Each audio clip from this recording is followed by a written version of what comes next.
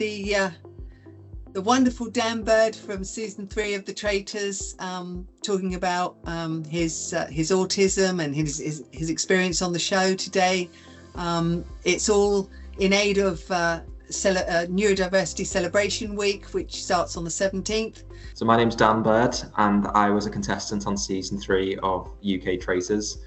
And during the show, I talked about my experiences as somebody with autism, and I've had a lot of conversations about that since the show ended, and that's something that we're going to be talking about today. You have autism, is that right? Correct, yeah. And diagnosed all your life, managing it? So I was diagnosed in my mid-20s. So for probably about up until that point, it wasn't confirmed that I was autistic, but yeah, I got my diagnosis when I was 27. Right, and did that explain a lot of things? Everything, pretty much, yeah, because a lot had led up to that point, and I'd learned a lot about autism in the years before I got my diagnosis, and the more I learned about it, the more I thought, yeah, this really does apply to me in my situation. Yeah, it's quite a revelation, isn't it, when you get your diagnosis later in life, because it kind of, I had the same thing, always very quirky, and then finally, diagnosed ADHD off the scale. So I've got to avoid caffeine and stuff like that. But yeah, it really does kind of make everything go, oh, that's why I'm like that. That's why I think like that. And that's why I do things like that. And it kind of, I think it lets you forgive yourself a lot. Yeah, I mean, it gave me a lot of compassion for myself as well, because at that point I realized this is why I found all of these experiences difficult in the past. It wasn't my fault. I don't choose to be really sensitive to noises and smells and things like that. How you managed the trust versus the deception of the traitors, because that's a tricky one, because being autistic is also one of the main traits, I don't mean to generalize here, is that your moral compass is vertical.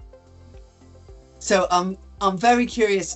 So let's first of all, let's hear about trust versus deception in the Traitors. How did you manage that? So I've been a fan of strategy games for years and years, ever since I was about 10 years old. I've really loved reality TV strategy games. So I've always loved the idea of taking part in one myself. So going into the Traitors, I think I was able to compartmentalize between the game and relationships quite well, because I saw the whole thing as this compartmentalized experience, and that we would just be playing a game competitively. So it didn't really bother me having to lie in the game. I wasn't a traitor, but if situations came up where we were forced to be deceitful, it didn't really bother me, because I saw it as being just a part of the game. And I think that I've said before, and I still think that my autism did allow me to separate between the mechanics of the game and the relationships quite easily. Do you find any unexpected strengths in your neurodivergence? Oh, yes. You haven't answered that one. What are your strengths?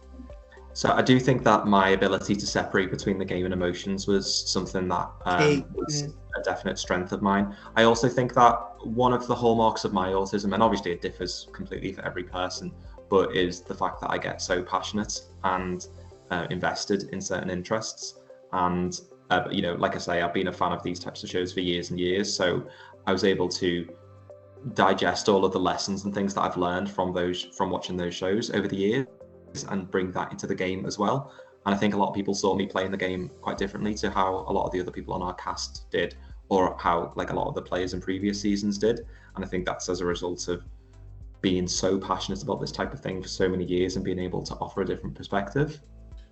What does it mean to you to be an openly autistic contestant on a mainstream TV show? Do you think the media is improving in its representation of neurodivergent individuals? Yeah, I was proud of the story that the show told about me and my autism, because I was just talking about it in confessionals. And for me, the primary motivation for being on the show was the fact that I love strategy, and the fact that I was able to tell my own personal story was an added bonus alongside of that. So I was really pleased with how that story was told, and I think I was able to show a different perspective of autism than a lot of experiences that we might have seen in the media. I mean, it's still an underrepresented sort of disability and personality that comes with that is shown. So any representation is really, really positive. But I think me being on the show did open up a lot of conversations, and people who agreed with my gameplay didn't agree with it. I thought that was really, really nice that it was prompting so much discussion, both in the autistic community but also beyond that as well, because it was never my intention to come on the show and be a representative for a community. No, because I wanted to just play the game. But it's really nice that that's been an added bonus. What challenges have you faced as a person with a late diagnosis of autism at work, including the recruitment process? What's your experience? So I think that probably my experiences have been consistent no matter what job I've been in. And so this was from probably the age of 18 onwards at different companies and different industries.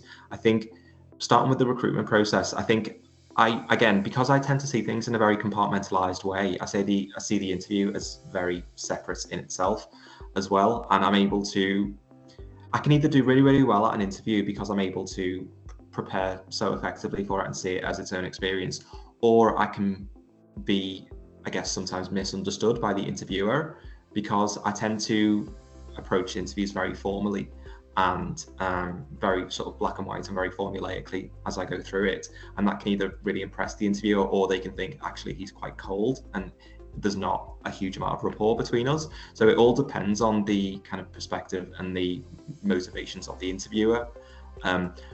Also, during interviews, if there's things that I can logically prepare for, I'm absolutely fine with, motivation for applying for a company or for a role, or what you know about the industry, what you know about the company, absolutely fine with. It's when really unexpected, illogical questions come up in the interview process that I just don't know how to manage those. So I think probably about 10, 12 years ago, I applied for a company and the interviewer asked, how would you respond if somebody unfairly screamed at you in the office? And I was thinking, that's a really weird question to ask. And I was like, I don't know. I'd defend myself politely, I guess. And the interviewer just kept on drilling in and saying, yeah, but what if they kept on shouting at you? I was like, how does this make sense? Maybe it was kind of him insinuating what the culture at that company might have been like. Yeah, that's like red flags. 100%. I think I dodged the bullet there. But stuff like that I'm not expecting, or that just doesn't make sense in how it's going to help them achieve an outcome, I would find difficult. But I'm sure a lot of people would struggle with that too. When it comes to the workplace itself, and again, this is something that I've experienced in lots and lots of different companies and industries, sometimes the physical office environment can be quite challenging for me, because I'm very sensitive to noises, to lights, to smells. So if an office is extremely bright or has a lot of people in making a lot of noise, I can find that really, really difficult, and find it by the end of the workday, I'm completely burnt out and I can't concentrate, and I just have to go home, sit in a dark room and not talk to anybody for several days to recuperate. Also, smells that I'm not used to can really trigger me in an office. So there are a lot of elements about the office environment that I can find quite troublesome. Also, increased social demands. So I have friends and I have family, but I don't have a massively thriving social life. And again, because I tend to see things quite black and white, if I'm having a call with somebody in work, it's quite an information sharing process, and I'm okay with that. But the more and more, I guess, small talk and socializing that gets added on top of that, and also during the working day, can leave me feeling quite burnt out as well, because that's not something that I particularly enjoy. Have you been able to communicate quite clearly? I need maybe noise cancelling headphones, or I need to have lower lighting, or what's your experience of that?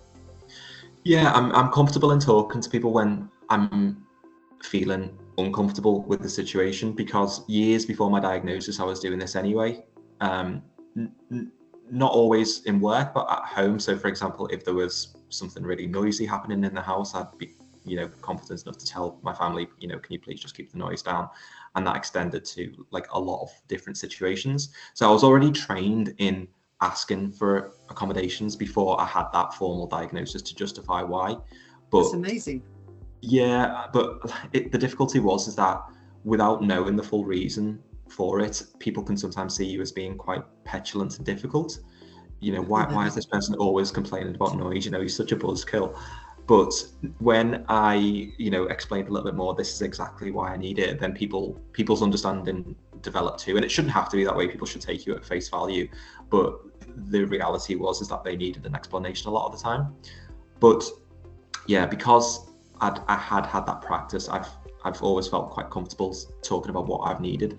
And it's not always in the office as well, because sometimes you happen to commute to an office, and that in itself can add a lot of triggers into your working day, and you can show up to work feeling completely burnt out because you've been triggered by 10 different things before 9 o'clock. So a lot forms part of that conversation. It's not necessarily always just about the office itself. No, but that's amazing that you had the confidence, because even before your diagnosis you were asking for what you needed. Then that was just oh, it's overpowering, I need some quiet space, or I don't make small talk or whatever. You actually had the confidence to do that. So that's half the challenge. People don't want to say. 100%. And I don't think I ever felt like, I think I always felt some level of guilt when asking for things before my diagnosis, because I just thought, oh, I'm the weird person and I'm being the difficult one. But when I got my diagnosis, I'm like, oh, I'm the weird person and I can ask for this now. The guilt just completely dissipated. As someone with autism, what would you suggest to employers to do to make like the recruitment process a lot more easier for autistic people, or any adjustments that they can do, or line managers, if they can be a little bit more flexible? What are your suggestions? So I think for me, it's always really helpful to have interviews be as logical as possible and structured. So when I'm in an interview, the first question I expect always is, what attracted you to this job? And it makes sense, doesn't it? You want to open up to fully understand that person's motivation.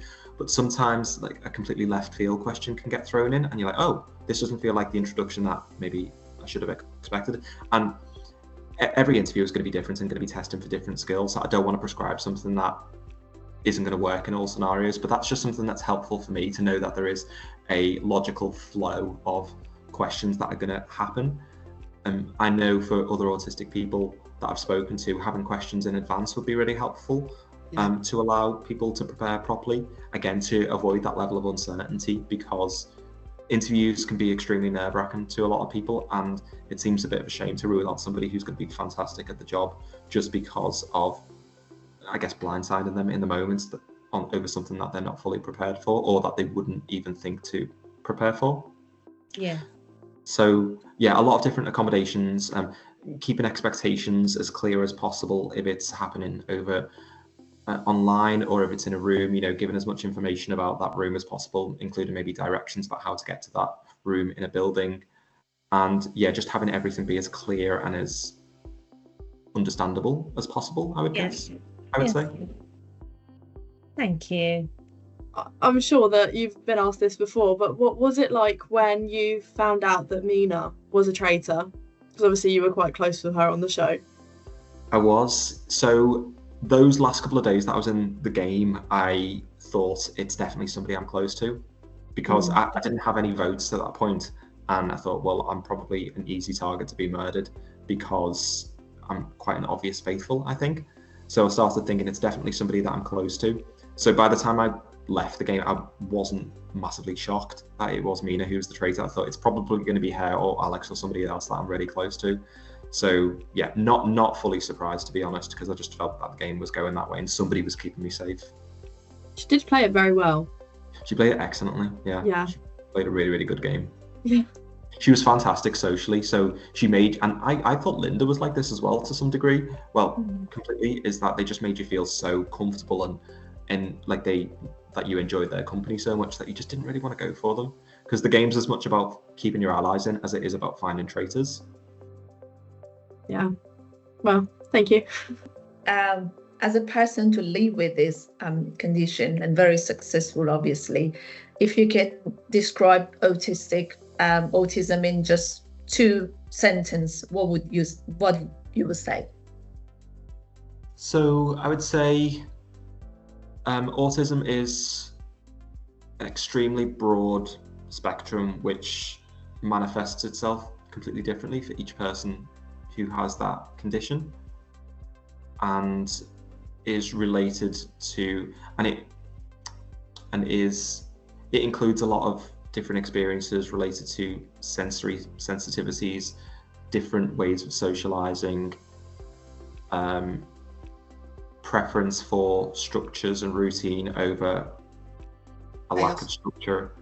But they're just a couple of characteristics that are particularly relevant for me, but there's a whole host more that other people would probably say are more important for them as well.